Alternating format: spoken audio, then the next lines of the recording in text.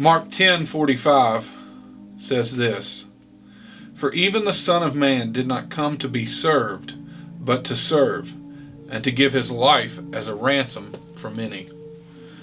This is the most common title that Jesus chose to use and to describe himself.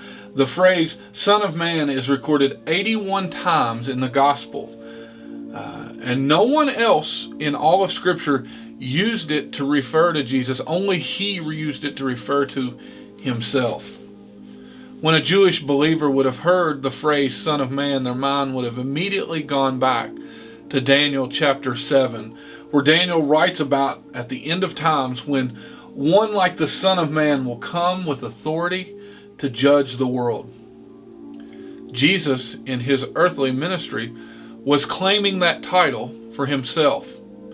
He was saying that he has the authority to judge all of mankind, to judge all their actions, to judge the hearts of all mankind.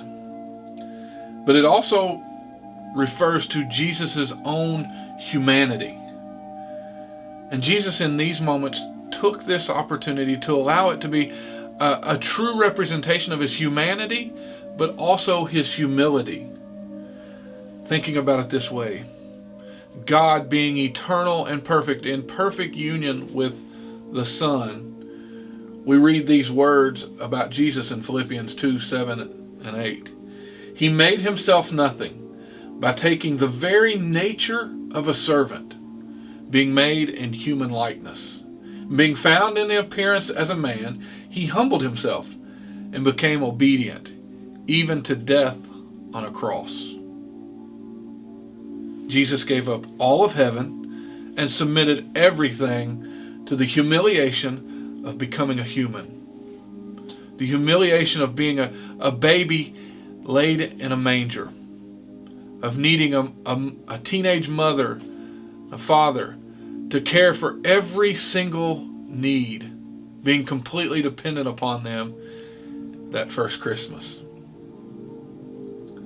The Lord of the universe is now needing someone to feed him, someone to change him, someone to help him grow. He is totally dependent upon his creation, the Creator dependent upon the creation.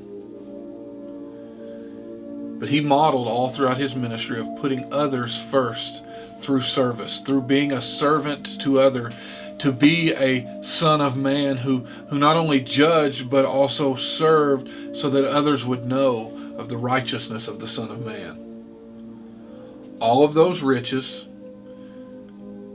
of heaven, of perfect union with the Father, he gave up and he became poor. He gave up all his wants and became, in essence, a slave to all because he loved you. And that's the beauty of the Christmas story. God invisible, God perfect, God glorious, God untouchable, took on flesh to be seen, to be touched, to be felt, to be known. And he did it for all. So today, what can you do? What can you do to serve others like the Son of Man in the way that he served as he walked upon this earth? What can you do to be a representation of Jesus today in your walk with Christ?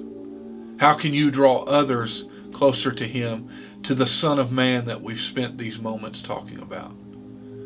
That's our challenge today. How can you serve and be just like the Son of Man?